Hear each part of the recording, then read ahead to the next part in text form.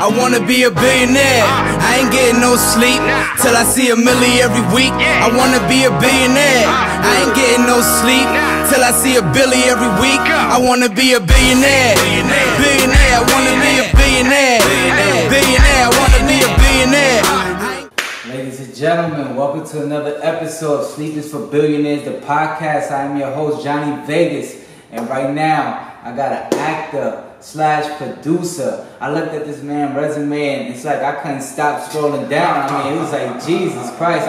And that was like over 60 credits, but I could imagine there's things you didn't get credit for that's on the list. Like, it's crazy, man. Ladies and gentlemen, KAREEM Grimes, man. It was really good, boy. Good, Mr. Vegas. Oh, man, life is good. I can't complain, man. Pleasure to have you on the show, man. Thank you for having me. It was crazy, man. Like, when I saw you at Jahan's little party or whatever, and then I was like, yo, I know this dude. And like literally like a month ago, I saw The Preacher's Son on Netflix, and I remember your role in it, and I was like, oh snap, that's I know you. Right. I don't know where I get that from. I think it's like a New York thing. Like I'm always good with faces, never with names, but I remember you. I'm the same way. That's dope, man. I did see something on your IMDb that blew my mind, and I wanted to ask, was Boys in the Hood your first role? Yeah, actually, Boys in the Hood was my first official role, man. That's crazy. Movie, Boys in the Hood. I know y'all remember that. Yeah, man. Shot that. Shoot, that was 88, 89, man. So that's just dating myself. That's how long I've been in the game. Yeah. That's awesome. What was your role in it? Because I was trying to find clips of you and I couldn't find it for nothing. Man, I was a little kid with the Jerry curl wig. So when Doughboy and them got arrested. When they found the body, you want to see a dead body? But it's when he got arrested. Okay. For stealing. I had a Jerry curl wig, man. Had turned backwards. I was like, yo, man, what happened? That was me. Wow. Yeah. So my title in the movie was Ice Cream Truck Kid. I saw that and I was like, well, I ain't seen no ice cream truck. Yeah.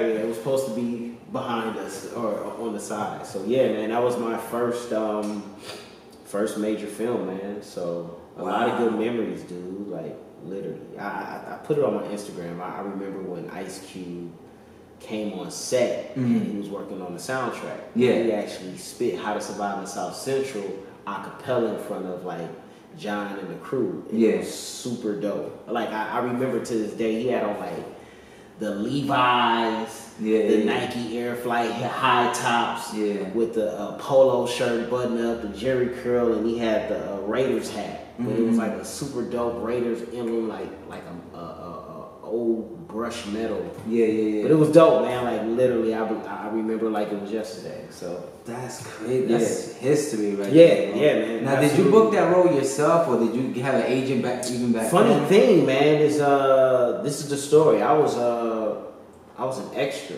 So my mom had a good friend of hers that did a lot of casting for extra work and got me on there as an extra. And I spent maybe like 2.5 weeks on that, and I want to say the second week we were having lunch. We were just doing the scene. We were having lunch, and John Singleton came up to me and was like, yo, man, you seem like a cool kid, and I'm going to give you some lines. And I was like, word? Wow. I was like, all right, cool. So, I told my mom. My mom was excited. I was excited. And shit, after lunch, man, it was, these are your lines, and this is what the scene is. And from that point on, man, it was on. That's what I'm talking about. Like, that was the spark. Like, absolutely, yeah. Yo, that shit just motivated me even more. Yeah, absolutely, dude. Was acting your first dream? Did you always want to be acting even back then? Younger, man. I used to just entertain my mom's friends, family, every time. And once again, I'm dating myself. That my family used to call me Little Flip Wilson. Okay. So, for those that don't know, Google him. Very funny comedian. Yeah. Legend. Yeah, legend. So that's where it started, and that's where I got big with the bug, man. So we just performing, and I would go to my cousin's house, and they would have celebrities over there, and we would like literally perform in front of them. Wow. And it was just like, yo, this is what I want to do. And, cats that I grew up with were doing it. My good friend of mine, Marlon Taylor, he was doing it. Yeah. My boy Garland and It's a bunch of other cats that grew up with in this business, man. They started before me, but you know. But yo, this is what I want to do. Right. No, that's what's up, man. Like it's crazy how those little things in your life, like performing in front of your parents, like you don't realize you're performing. You're just you do it. Yeah, you having fun doing it. Mm-hmm. You know what I'm saying? And you know, from that point on, it was just like I told my mom, hey, this is what I want to do. And, you know, like any parent, it was like, listen, if you're serious, we'll do it, but you got to keep your grades up. Yeah. You know, and I was like, all right, cool. So mine was the same thing, man. But mine was music, and my mother was always like, make sure you have the backup plan. And I was like, listen, man, my plan B is plan A. I'm going hard for this. You know, but as I got older, I started realizing the importance of education and saving your money and stuff like that. So I jumped into sales, but I did that for 10 years. But then it's like, I got to a point where I started realizing my dreams became part-time and my job was full-time. And I wasn't happy. I was making money, but I wasn't happy. So I came to LA. And the rest is history. You know what I'm saying? There it is. You're in the right spot, man. Yeah, definitely, man. I'm coming across people like you, Jahan, and everybody. You know what I'm saying? Everybody's like just showing me a lot of love, a lot of positive energy. Absolutely, man. You know what I'm saying? Like even when I met this dude quickly, I was like, look, I got this podcast. I'm trying to get you on the show. First, his response was, when you want to do it. Straight like that. Like, if it feels that easy with everybody, my next guest would be Denzel. Right. No, I think it's just, you know, I think we just have to embrace each other as far as when in this business is very tough. And then there's also a stigma that sometimes we're like, oh, I don't want to help this person, or this person may get this or whatever. And it's just like, for me, growing up in the era that I grew up in, man, it's just about being able to just embrace help. And, you know, be of any help of service, especially if somebody is definitely working towards a goal. Right. You know what I'm saying? And that's what it's about. Yeah, God's definitely going to bless you for that, you know what I'm saying? Just for having that type of, you know, pureness in your heart to do that, you know what I mean? But where you from? Where you originally from? Man, I'm from Inglewood, California, born and raised. Inglewood, like, always up for real. 99th and Crenshaw, right around the corner from the Forum, and where they're building a new stadium. That's where it all started, and then from there on, just kind of moved around LA, off of Buckingham, from Buckingham to Leimert Park, from Leimert Park to Baldwin Hills. And man, so that's where it's at. I'm actually really from LA, and people are like, "Yo, you're like a unicorn," like, because everybody, you know, LA's a melting pot. Everybody is from somewhere, but when they meet somebody that's actually from LA, they're like, "Yo, you really from LA?" Yeah. Usually, sometimes you be like, "Where you from?" And they'll be like, "Oh, I'm from Sherman Oaks or Thousand Oaks or like way out in Fontana." I'm like, "Nah, you ain't, you ain't from LA." So yeah, man, that's Inglewood, California, man. That's what's up. Yeah. That's what's up, man. I meet a lot of people from different cultures. Like, especially like cultures, like international people. It's crazy. Like you're like the first person I met that says I'm from LA. Really from LA. Yeah. So being in the game so long, what keeps you motivated to keep going? You know what I'm saying? Because some people give up, some people go through those up and downs. It's you know what? It's interesting because number one, me being from here, so I have a little foundation. Versus somebody moving out here who may not have family. You know what I'm saying? It can be a little difficult because you don't have that support system that you can go to. Right. But for me, it was just, I actually love what I do. I tell people when I'm on set, even in the audition process, like I'm in my element. You know what I'm saying? I love what I do. I put in the work, and that's what motivates me and keeps me going, man, is actually loving the craft. I love the craft. I love the craft of acting and what goes into it, and the preparation and the work and the long hours. Like it doesn't bother me. You know what I'm saying? So for me, I genuinely love it. Right. I love what I do. And I think when you love what you do, it's not work. Right. You know? If you find your gift, you'll never work a day in your life. So yeah, as long as that gift is paying. You know what? I'll say this though, man. For me, I've always had, anybody that knows me, I've always had a job. Right. Like literally always had a job. Right, same here. And every job that I've had is always the side job. The main job is the career. That's what's up. The side job pays for the career. Mm-hmm. And that's how you have to look at it. Right. I think sometimes we get caught up in our ego of, oh, I've done TV, I've done film, I don't want to work a job because people may look at me a certain way. For me, I've never been that way. Ego goes out the door. At the end of the day, I'm going to work a job. I don't believe in being a starving actor. Like back in my day, it was just like, oh, I'm a starving actor, wait tables or just chill until the next. And it's just like, I can't do that. I don't like top ramen. Yeah, facts. Like, on the contrary, I love top ramen. Right. Can't beat the 63 cents a pack. Right. So, no, but I get what you're saying, you know, and just having that, like, I never said those words like a starving artist.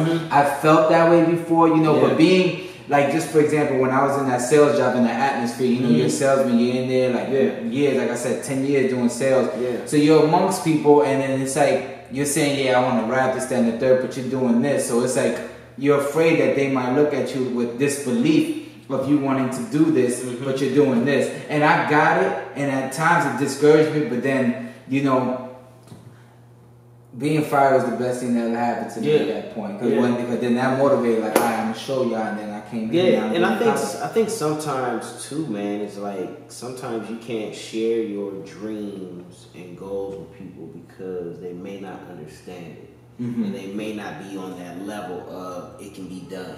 Right. It can be achieved. So sometimes you just got to, you know, do it. You know what I'm saying? Definitely work your side hustle. But, you know, keep your dreams and goals to yourself and work your job. Once you leave, you know, put that energy towards what you want to do. And that's what I believe, that's what I've been doing for the past 10 plus years. You know, until I get to a point where, you know, it's, you know, series regular and I don't have to work a side job. Or, you know, do a big film and I don't have to work a side job. So, through my career, I've worked huge films and didn't have to work for a year or two. Yeah. You know what I'm saying? But at the same time, as you get older, you're like, yo, okay, I got all this money and I'm going through it. Yeah. So you always want to have something on the side just in case that, you know, you do a big film or whatever. Maybe you may not have to work for a year or two, but you don't want to spend all that money. You still want to have something that, hey, I can put this away as a little safety net, a little war chest, work a little side gig. You may not have to work a whole bunch of hours, but just something that can, you know what I'm saying, add on to what I have. Right. That's what I've been doing, man. And literally, you know, at one time, man, I mean, still, I work 2-3 jobs. Right. You know, no, I'm the same way. I mean, I got my side hustle. Like, I noticed LA is a lot of like startup companies or whatever that allow you to have that freedom and work at your own time. Like Lyft, Uber, Eats, Instacart, all that. So, you know, I do that. All that. Listen, like, after this, I'm going to do that. It's funny, man. I was one of the first Lyft drivers in LA. Say words. So like when it first came out here, I was that dude that had the pink mustache. I had a BMW and I had the pink mustache, and my friend was like, "Yo, you gonna put that thing on there?" I was like, "Listen, man, who cares? Like, bruh, I'm over here making $400-500 a week. I keep a pink mustache, easy." Now it's like, it's flooded. Everybody doing Lyft and Uber. But I was telling people back then, like, yo, you may want to get on that. But everybody was like, no, I don't want to do it because I don't want the pink mustache. Hey, you know what I'm saying? But hey, well, it is what what it it pink is. mustache wearing, getting money, you know what I'm saying? It is, for real. So, you know, and that's one thing. That's what I talk about, like the ego. Yeah. You got to take the ego out of it. Like, you know what I'm saying? So what? You know what I mean? You're making a paycheck. You know what I'm saying? You're not starving. You're not asking and borrowing for money. You're actually making, you know, easy money. So, you know, your own money. Yeah, your own money. Exactly. Exactly. Okay. Yeah. So now, with all those roles that I saw, like on IMDb, are you booking those on your own, or is it? Are you let your agent handle that? You kind of do it. No, I've had. I would say 80%. 80%, 90% agent, 10% personal relationships. That's what's up. Preacher's Son. Okay. On Netflix, check it out. Definitely check that out. Personal relationship. Okay. A company, Tridestant Films, Indy Brown Jones, Trey Haley, Greg Anderson, like they have a studio, and they, you know, definitely looked out for me. To where it was just like I didn't even have to audition. It was just like, yo, we got a role, you know, we know you'll be good for it, so, you know, here. So yeah, man, and that's been like from Preacher's Son to Perfect Combination. Shout out to Tiffany Rose. Like those have just been like offers. Yeah. So I've just been blessed. What about the Man in 3B? Was that same offer? thing? It was same offer. thing. So that's Tridestin.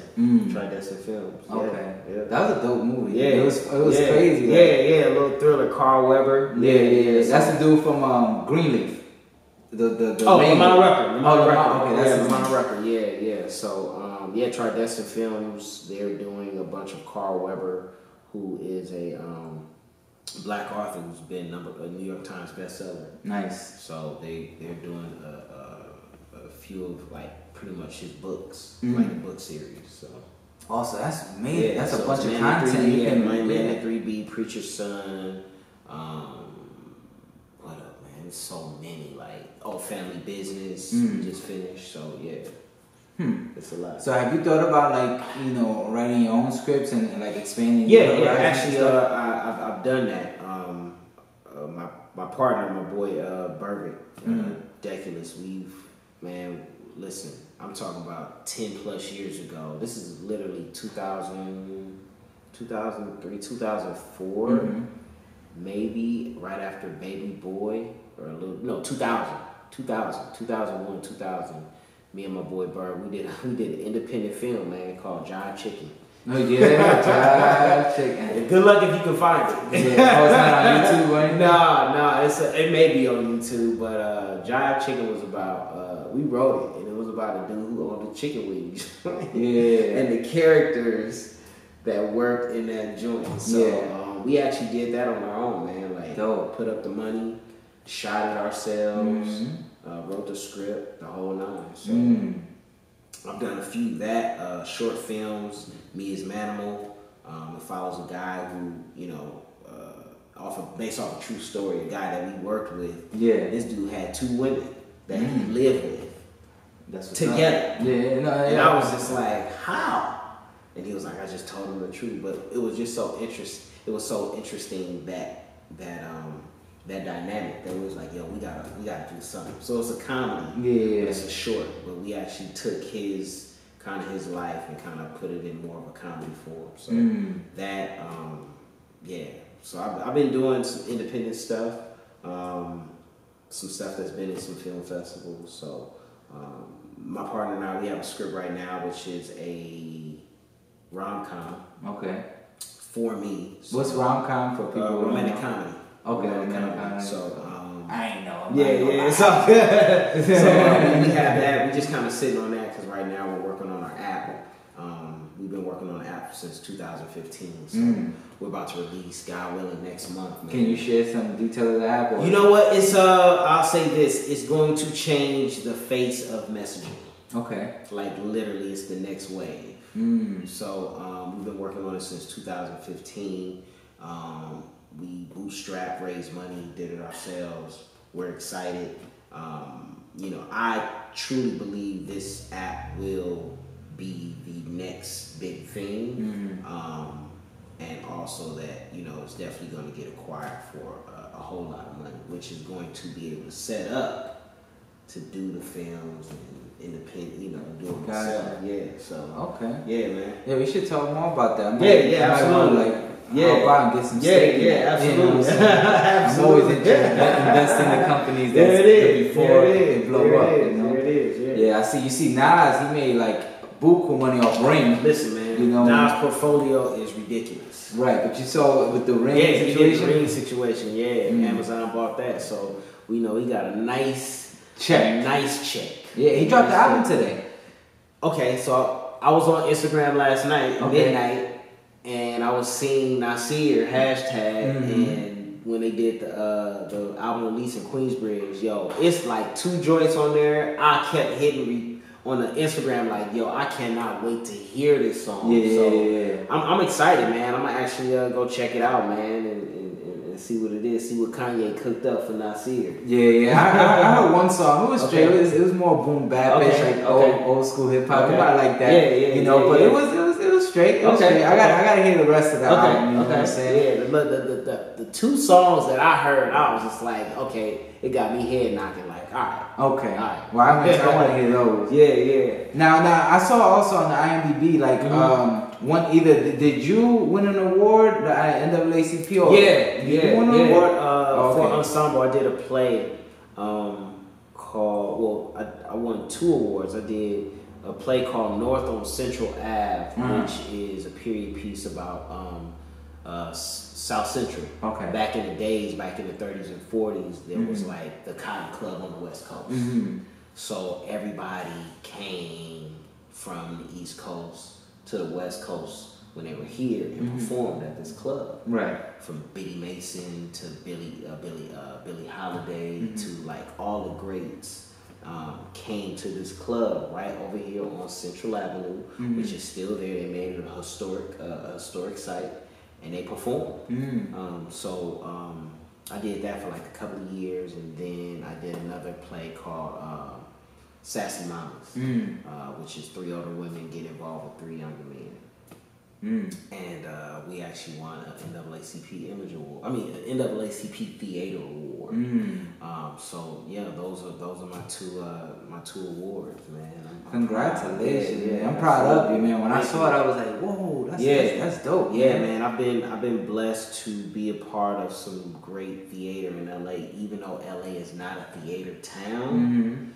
But there's a lot of plays going on here. Yeah, it is. Maybe not like a Broadway. Yeah, exactly. Like I said, it's definitely not like New York. Right. If you're able to, be involved with some solid theater in LA, it definitely helps. It definitely keeps me on my toes. Especially if it's slow, jump in the play just to stay sharp. You know what I'm saying? To have that live audience. Yeah. Keep you on your toes. Right. So, yeah. Yeah, I haven't had the pleasure to do a play in LA. Yeah, I've been focused more on TV and film, and that's been working out great for me. But I definitely want to jump in the play because I'm used to being on the stage, like doing music and stuff, performing. But I never acted on stage. Like that's a different beast because it's live. There's no cut. Yeah. Do this again. No, what's the line? What's the line? Yeah. There's none of that. So you got to be on your A game. But also too, I think people kind of look at you a little bit different if you're able to do some plays. Cause, it's like, yo, all right, cool. This is not just television and film. Denzel does plays. Right. You know what I'm saying? So it keeps you on your toes. It definitely keeps you on your toes. You're in front of a live audience. You have to project to the back of the theater. So it definitely helps in every aspect, especially if you're an actor. So that's what's up, man. Thank you for. I'm definitely. I mean, I submitted for some, haven't got picked up. John B. Welch, if you can look that brother up, man. He does a lot of plays out here.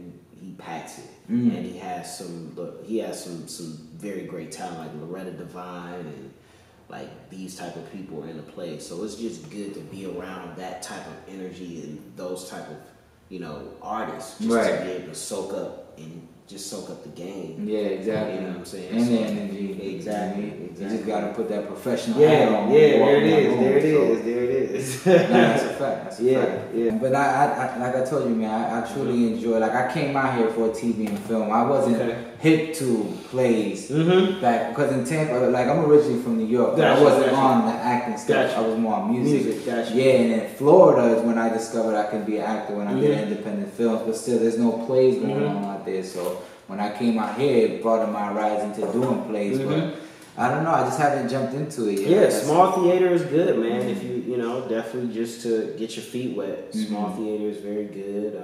Like I said, it sharpens your skills, especially for just memorization, character study, the whole nine. So it's always good to have that. I always tell people if you're coming into the business, you want to embrace everything within that. Right. Television, film, stage, you know what I'm saying, voiceovers, everything. So you never want to limit yourself, because you may get into it and get, like, oh man, I definitely want to do some plays, and that can lead into television and film. Right. You know what I'm saying? Mm-hmm. So you never want to limit yourself in that. So if you're out here, try to touch it all. Yeah, try to touch it all and say, hey, I did it, because all it does is just helps add to your resume. Mm-hmm. You know what I'm saying? People look at you a little bit different, be like, oh, okay, you did some plays, so I can take them a little serious. Yeah, you know what I'm saying? Mm-hmm. So yeah, if you can, man, just small theater, community theater. That's what's up. Yeah. I see you worked on that show on Saul, which is a great show. By the way. Describe your character on that show. Oh man, I played this cat named Michael Duro, Michael, aka Little Al. Michael Duro was best friends with Orlando Anderson. Okay. Who everybody knows, Pop fought in Vegas. But the crazy thing is that I actually met the real Orlando Anderson. Funny story. In college, this girl I liked, and that was her boyfriend. And at that time, I used to go up to their dorm, hang out, because they had roommates. And I happened to go up there one day, and her dude was there, and it was Orlando Anderson. Wow! Like, you guys chatted it up. Like, yeah, I was just like brief, like, hey, what's going on, Orlando? Kareem, and that was it. Okay. Wow. But it's so crazy. Like, I saw him 2 times, because he used to come up to the campus. Yeah. And then maybe that couple of years later, I was just like, yo, that's old dude I met. Like, wow, I didn't know that. Wow. So, but yeah, Michael Duro was best friends with Orlando Anderson. They grew up together. They're both from Southside. Mm-hmm. He was, as I did my research, he was a terror. Like he was with the smoke. Right. You know what I'm saying? So, but he played a role in that whole situation, as far as he was an informant? No, he wasn't even an informant. He was more of he just got caught up when Orlando got killed. People thought it was more like retaliation from Death Row. But Orlando got killed by some other Crips because they owed him some money. And the story is Orlando's grandmother died that day. My character went over there to kind of cheer him up, get him out the house. And we ended up going to get something to eat, and ended up at the car wash. See those dudes. I see the dudes. He pulls up on them. Boom, words exchange. The first shot hits Orlando in the heart, kills him. And my character retaliated and shot both of those guys. So my character is actually still alive, doing 47 years in prison. So, and they were pinning him for the murders, those double murders. So, you know what I'm saying? But yeah, Michael Duro, aka Little Al, that was Orlando's best friend, man. And if you look Michael Duro up, you'll see Michael Duro and Orlando Anderson. So that was my character. Good friend of mine, Jamie Turner. He wrote that episode, and I met Jamie Turner when I did 3 seasons of The Shield. Okay. He was a writer, young brother from Oakland, and we just kind of kept in contact, man. That's dope. It's rare. It's rare, and I think at that point in last year, I was like, man, I'm about to work one of my jobs. I'm about to go on tour. Yeah. Doing some brand ambassador work. And he was like, yo, man, I'm working on something, man. I got a role for you I think you'll be good for. And I was just like, all right, cool. And then someone was like, man, just stay here. And then 2 months later, I get a call for the audition. And I'm like, yo, I know this whole Death Row bad boy thing, because I was here. I was in LA. I was in the middle, not in the middle of it, but I knew what was going on. I saw it. I saw it. And auditioned for it, and boom, ended up getting it, man. It was a blessing. And big shout out to my boy Jamie Turner for thinking of me. And I was in it Unsolved, man. So, yeah, congratulations. Like I said, I love that show, man. You know it definitely gave people more of an insight of what really went on, because just hearing from the news media, if you were from LA and you knew LA cats, you kind of knew you knew the inside story. Yeah, that a lot of people didn't know. Right. And I knew that, because I knew a lot of LA cats, so I was, you know, hearing certain things. Yeah, so when they brought that, you know, in the TV show, I was like, okay, yeah, this is official. Yeah, like, they really got some good information that a lot of people didn't know, and I think that's what made it. That's what made it a great show to watch. Yeah, and it kept people in tune. Like, yo, I didn't know that happened, or nobody said anything about this. So that's what made it. That's what made it great. I like the point of view of it because you see the Biggie movie, the Biggie side, and Tupac side. But this is from the police side. Yeah, this is from Detective Poole and Greg Caden, who I actually met. So I was able to, you know, sit down and get a little bit more information on my character, Michael Duro. So yeah. Do you think those murders will ever be solved, Biggie and Tupac? I mean, it's been like over 20 years ago. Yeah, it's been over 20 years, man. And they still, you know, it's so funny, man. It may come out 20 years from now. Who knows? But I think they know. But it's just a cover up. It's a cold cover up. Yeah. It's a cold cover up. So that's crazy. Yeah. Who did you like better, Biggie or Tupac? It's so funny, man. I equally love them both. But definitely Pac. Pac just, when he rapped, like, you can feel his spirit and what he was saying. Like, that dude was just like amazing. But at the same time, like, Biggie, man, I was just like, my first time really hearing Biggie was the movie Who's the Man with Ed Lover and Dr. Dre. He did Party and Bullshit. He did Party and Bullshit. I was like, that's a New York film. What you know about that, LA? Listen, that's maybe from Los Angeles, but I definitely follow hip hop culture from the infancy, from the origins. So the origins. So, you know, I know about the Funky 4 plus 1 more. You know, DJ Red Alert, Cool Herc, you know, Fabulous, what is it? Fab Five. Like Fab Five Freddy. Like, I used to watch Young T rap. So like, come on, man. Yeah, that was it. Like, that was my gateway to really New York and fashion and hip hop. Right. So, watching those guys, you know what I'm saying? So yeah, you know, listen, West Coast, but I got some East Coast. I love the East Coast. That's, you know what I'm saying. So, but yeah, my first time hearing Biggie was Party and Bullshit. That was his first record, and I was like,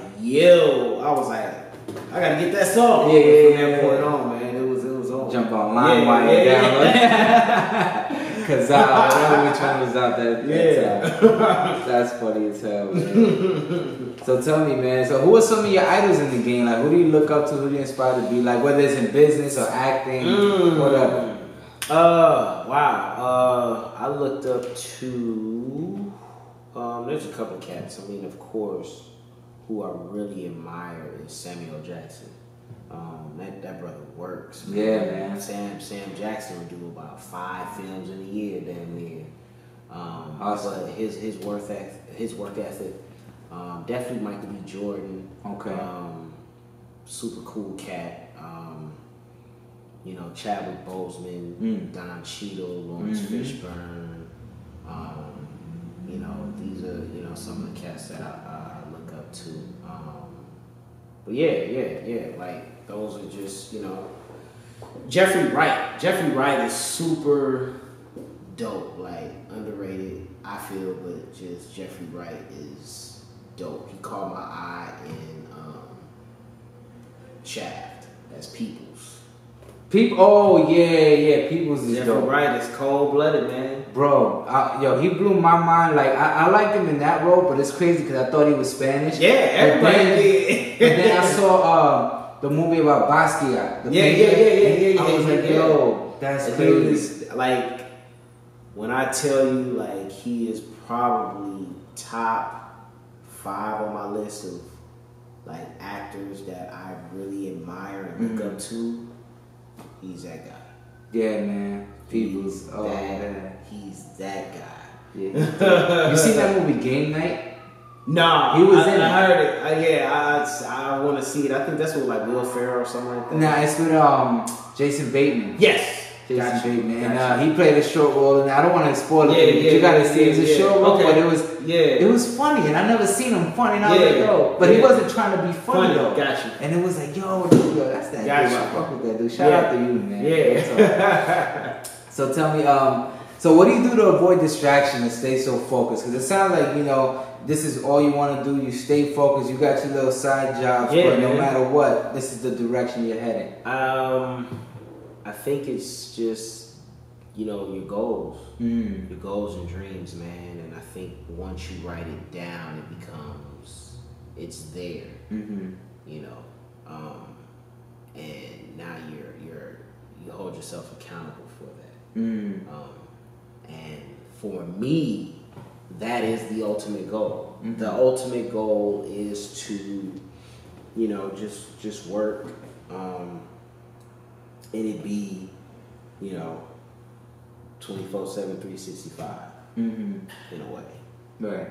I don't have, like I said, I don't have to work the side hustle. I can just focus on my craft and what I love to do. That keeps me focused. That keeps me motivated. Right. You know what I'm saying? I see, you know, the Jason Mitchells, the Michael B. Jordans, the Issa Raes, the Yvonne Orgies, you know, they're living it. You know what I'm saying? And all it is just inspiration. Right. Lance Grosses, you know what I'm saying? This is just inspiration. So, you know, these artists, you know, definitely look up to them and, you know, love their grind. And it's just something like, yo, yes, that's exactly what I want to do. Right. That's exactly what I want to be in. Right. You know what I'm saying? No, I agree. Just the excitement of getting to the goal and seeing people that are living in it. It's like, oh, what am I doing? Sleepers for billionaires, baby. I gotta keep going. So I think, you know, for me, that is the motivation that drives me. So that's what's up, man. You know, because a lot of people that sat in that chair that you're sitting in, you know, and I asked them that question, what do they do to avoid distractions? They usually tell me about the distractions, like how, you know, they had alcoholism, drugs, women, whatever. And this is LA, you know, you lose your mind out here, especially if you're single. You know what I'm saying? So, I mean, the women. Let me tell you something. The women factor. It is tough. But I think as you evolve and grow, you kind of see what it is. You know what I'm saying? You kind of see like the ulterior motive are, and especially if you know you have somebody that's solid. I think when we talked off camera, it was like, yo, if you have something solid, why do you want to ruin it for just this? Yeah, moment. You know what I'm saying? So, but like I said, for me, I've been in the game since 88, 89, and it's just like it's I eat, sleep this, right, and that is the motivation. Like I said, for me, I'm focused. If it's not adding to me or add to my career, uplifting me, I don't want it. Period. Amen to like that. Literally, I do not want it. So for me, I try to stay busy as much as I can, whether it's the side hustles, you know, the app, doing a play, doing independent or whatever it is. You know, right now I'm doing a sketch comedy show, like literally right up the street. So. Oh, you gotta get me on there, baby. I'm down the street. Yeah, like literally, this is the last Saturday. Tomorrow, Saturday is our last run. We started the 2nd. We did the 2nd, the 9th, and the 16th. So we only did three Saturdays. But it's a sketch comedy show, social satire called Who Shot Daquan, dealing with the social ills, police brutality on Black and Brown. As far as dealing with our president, political, everything, all wrapped into one sketch show that's funny, but also we're delivering a message. So, you know, like I said, these are the things that keeps me busy. And this is a collective group of individuals, talented individuals, led by my buddy Kamal Abdul-Jabbar, Kyle Irby, Dave Lease. We just got together. Dominique. Bertina, Sarah, we all just came together, and we've been rocking with each other for well over 5-6 years. We just came together collectively and was like, yo, let's just put these sketch shows together. Let's bring some people out and let's display our talent and our gift, and that's what we do. So that's great. Like I said, that's part of the keeping busy. You know what I'm saying? If it's slow, there's ways of still staying in it. Yeah, being creative and keeping busy, man. So that's what we're doing, man, and that's what we've been doing. And that, like I said, that helps. When it's slow, I can do a sketch comedy show. That's building on my improv and timing and the whole nine. If I do a play, that's building on character development, study, the whole nine. So. And it's added to the archive when it comes to the real. You know what I'm saying? You got more content. And then you bring people out to see what you do. Right. You know what I'm saying? It's just like, yo, come to my play, come to my sketch show. They're like, yo, this person is really in it. Yeah. Like, they really about it. And that's how you can get on a TV show or a film or whatever. Just being able to position yourself. Position yourself and bringing people out so they can see your talent. That's dope. You know what I'm saying? Yeah. So, yeah. So, I mean, what? So, wait, y'all shooting or y'all showing? No, so this is a live show. This is like a live sketch comedy show. Like some Saturday Night Live without the cameras. Yo, son, send me info on that. I might just take my girl up there. Yeah, absolutely. We could do something. Absolutely. Check that out. Yeah. So, okay. Well, that's what's up, man. I would definitely check y'all out, man. So tell me, shit. It's like I don't know where to go because you talked about political. Do I want to go there? Yeah. Fuck, let's go there. What do you think? How you feeling about President Trump? Oh man, dude, it's I mean, it is what it is. He's shown us who he is, and he built his campaign on,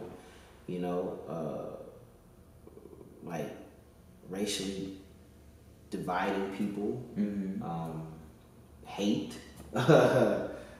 fear. So he is what he is, and I think we can't get caught up in like, oh, just because he's our president, like it's doomed. I mean, if we really look at just the history of this country, especially with people of color, we've fought the odds. Yeah. So this ain't nothing new. Right. You know what I'm saying? The main thing is just stay focused. Keep learning and keep helping your fellow man and woman. And do what you do. You cannot panic and get scared because he's in office. I mean, shit, he dealt with the Reagan era. Yeah. You know what I'm saying? And the Bush era. So, it's just one of those things of just, whatever you believe in, staying in that, but also knowing what's going on around you. Yeah. Knowing what's going around. Being aware. Yeah, being aware. Being aware, and like as they say, this thing shall pass. This too shall pass. Yeah, this too shall pass. You know what I'm saying? And so it's just one of those things like, this dude he's a clown, man, and but at the same time, like I said, you can't let him sidetrack you from what you have to do. Right. As a person, as a human being. So, yeah. No, that's a fact. You're your own president in your own world, so you got things to do. Exactly. I get that. You can't let him distract you or scare you or get you off your square. So right. Yeah. Where do you see yourself in the next 5 years, professionally and personally? Definitely really television series. And when I'm on hiatus, doing films. But also, too, being able to produce my own films because of my app. I truly believe this app is not only, like I said, is going to change the face of messaging. I would like to learn more. I mean, can you elaborate more on that? Off camera. Okay, say no more. But also, too, I definitely feel this app is going to... somebody's going to acquire this app. Yeah. And when they acquire it, it's going to be with a B. Okay. You know what I'm saying? We're not talking about bag, I'm talking about billions. Yeah, right. So like I said, that's going to be able to set, me up and then, my legacy. Being able to take care of my mom. I got a niece and a nephew. No kids? No kids. Definitely going to get married. You know what I'm saying? So, You got a girl right now? Yeah. Okay. Yeah. So definitely see myself, you know, married, the whole nine. So that's in 5 years. Yeah. Yeah. What about 10? 10, like literally, man, still in the business, like really in it, full swing, going at it. Films, television, creating, producing. Where you want your app in 10 years? Oh, my app in 10 years is definitely going to be integrated within society. You know, at that point, Give me like 20 minutes. This fine. Alright, thank you. App in 10 years. Yeah, app in 10 years definitely it'll be integrated in society. Like we'll come back and laugh and be like, you did say this. Hey. But yeah, definitely 10 years, man. However we work this deal out, you know, whether it's licensing or whatever, right. Still getting a check. Yeah. But also too, I think taking that and investing in somebody else's ideas. Definitely want to do like an incubator. So there's a lot of people out here, great minds with great ideas. So I want to be in a position to kind of help and cultivate and help them get their ideas out there in the world. So. Sounds like you want to be the next Damon John. Hey man, you do, man. Definitely. Nah, that's what's up. That's great that you. It sounds like you want to keep helping people. Yeah, absolutely. I think that's what we were put here for. I think it's definitely to find our purpose. But I think for me, I found my purpose of you know, being a servant for those less fortunate, but also for those people who, you know, are definitely putting forth an effort, and just being able to help them out. You know, that's just, you know, how I was raised. You know, you see somebody grinding it out, or you see somebody with a talent or a special skill, and they need a little help. I feel you should be able to jump in there and, you know, be kind of like a bridge, to get them to the next level, without looking at it like, oh, what you gonna do for me? How much money I'm gonna get off of this? It's just like at the end of the day, man, if you know that, listen, as you bless people, you know, God will bless you. You know what I'm saying? So you just gotta have the heart to do it and not look for anything in return. And I think that's where we kind of get the lines blurred. To where it's just like, oh, I'm gonna help you, but if I hook you up with this person, what percentage I'm gonna get off of it? You know what I'm saying? And it's just like, come on, man. It's not all about that. It's not always about that. I mean, I get that. You know what I'm saying? And I've been on both sides of that fence. I've been the one helping for nothing. I've been the one helping for like I love. Yeah. Especially, and I think if it's something that's taking your time and energy to a point where you may want to see something out of it, but if it's just like, come on, man, like if you know making a phone call, if you know the person, like if you know the person, and you see them grinding, and they need a little help, it's just like, yo, let me make a phone call, plug you with this person, and whatever it is y'all do. You know what I'm saying? But if you don't really know the person, and they want, then I can see like, this is my fee. This is my fee. But if you know the person, like, come on, man, like it's ridiculous. And if you know he'll do it for you as well, so I get that. I get that. But now it took me a while to find my purpose. I feel like my purpose is to inspire those less fortunate through what I want to do with my life. You know what I'm saying? Those that look up to me and follow me, whatever. So.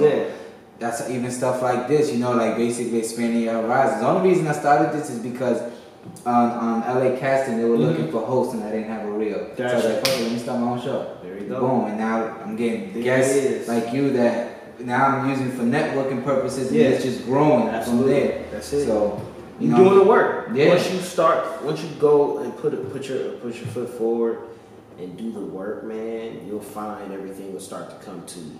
Bet on yourself. Believing in yourself, having faith in yourself, everything is going to work out for the better for you. Those things will be drawn onto you. Because you put that intention out there, you put that energy out there, and the universe hears. And it's like, all right, cool. Well, we're going to put this on you.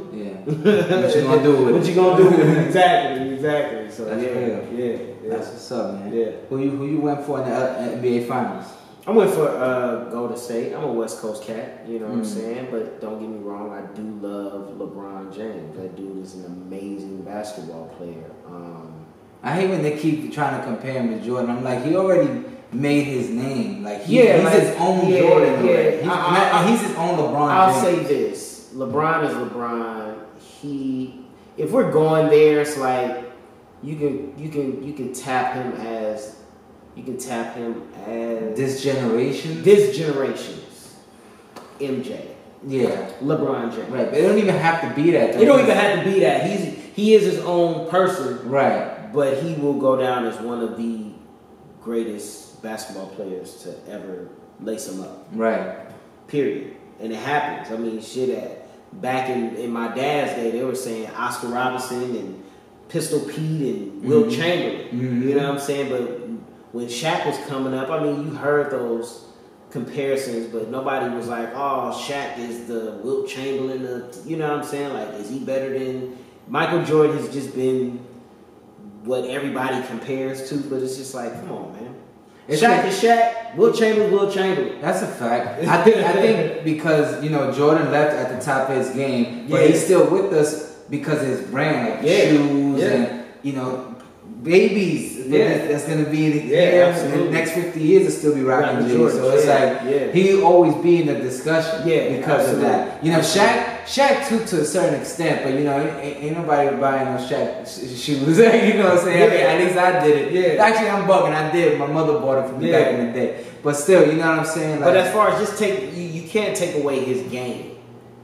That dude was a dominant player. Yeah, that's a fact. That dude was a dominant center. Period. And he has chips to prove it. Right. You know what I'm saying? LeBron has 3 chips. I think we have to get out of comparing him to Jordan just because, you know, Jordan has 6 rings and LeBron needs to get 6 to be in. It's like, come on, y'all gotta stop doing that. The man has 3 championships. Yeah. He will be a Hall of Famer. Like, get over it. Where do you think he's going next? We would love to have him in Los Angeles. Me too. We would love. I mean, especially now that I'm here. Yeah, let me tell you something, man. I think Magic has done some rearranging to create some cap space to be able to land LeBron James. I mean, at the end of the day, it's LA, man. Yeah, no. I mean, who wouldn't want to play for the purple and gold, baby? That's a fact. That's a fact. I heard not him, but the coach from the Spurs wants him bad. Like, he's willing to throw him back. I'm pretty sure. I mean, at this point, LeBron can pick and choose of where he wants to go. Yeah, I think LA is should come in. There was a billboard. Yeah, we had. I saw it. Yeah, you saw it, right? It's like Atlanta has one. Yeah, everybody pulling out the billboards now to try to get LeBron. So it is what it is. You know what I'm saying? So I think I would definitely be good for him. Yeah, I definitely would. I mean, plus it's like it's that atmosphere where celebrities are anyway. So it's like showtime, baby. Yeah, it's showtime. You know, so get here. We definitely need him because I mean we got some solid players, but if we can get a LeBron, then I think we have a chance. We definitely have a chance. Yeah, definitely. More than a chance. We're in a rebuilding stage. I think, you know, that's how it was before we got Kobe Bryant and Shaq. We had Eddie George, Van Exel, Campbell, and we went those years of just, you know, barely. And then once we got Kobe, and it was just like, okay, we moved in Shaq, and then it was like, oh. So you need someone to kind of make the team better, but that one go-to guy. Lakers have always had the man, right? Whether it was Magic, Kobe, Shaq, we've always had a solid player, or we had a tandem, point guard, center. So if we get LeBron, it's all good. Ticket sales will go up, so. Yeah, it will be like back in the day. You can go to a Clipper game for nothing. Yeah. Look, it was a running joke. They was like, listen, when the Clippers were bad, they was like, listen, you can go down there and the coach may put you in. Yeah, they may put you in. But now Clippers been showing a lot of new energy. I'll say so. You know, the Clipper tickets same damn near as the Laker tickets. So. Yeah, that's what's up, man. So what's next for you, man? I just booked a film called Red Rover. Congratulations. Thank you, Thriller. And I start shooting that next month. And got another film I'm about to do with try Destin. I think I start shooting that next month. And right now, get your boy in that try Destin. You spat that name like 40 times during this interview. I'm like, yo. Absolutely. And then, like I said, the app. So that's just been like the focus right now. Yeah. So between now and in July is the app comes out and I'm doing films. Between now and July, the app comes out? Yeah, well, next month. Next month. Oh, okay. Yeah. That's what's up. So, God willing, the app is launched next month, and while that's doing films and hustling to market the app and get some people to download it and use my influence and relationships. And I'll definitely help you out as much as I can to get it where it's gonna be, man. So yeah. Well, that's what's up, my brother. Where can the people follow you? Oh man, everything is KAREEM Grimes, KAREEM Grimes, GRIMES, across the board at Instagram, Snapchat, Facebook, Twitter, everything. So yeah, that's where you can find me.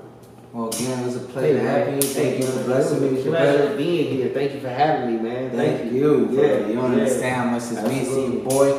Again, another episode of Sleepers for Billionaires, the podcast brought to you by Stop the Bank ENT TV, Johnny Vegas, KAREEM Grimes. Make sure you check out all the movies that he's been in on Netflix. They're all on Netflix now. The plays he got coming out. You want to tell them about that play that you do every Saturday? Man. So I got a play Saturday. What's today's date? I'm tripping. Today is the 15th. The 16th. It's at the Acme Theater, right on La Brea. It's called Who Shot Daquan. Like I said, if you follow me on Instagram, you'll see it on there. We got a big plug from Cheryl Underwood, the comedian. So it's a social satire, comedy with a message, and that's what we're doing. That's what's up, baby. Y'all stay tuned for my man KJ Grimes, man. That's my new name for him, KJ Grimes. Grimes Show. Indeed. Stay tuned for more episodes to come. I wanna be a billionaire. I ain't getting no sleep till I see $1 million every week. I wanna be a billionaire. I ain't getting no sleep till I see $1 billion every week. I wanna be a billionaire. Billionaire. I wanna be a billionaire. Billionaire. I wanna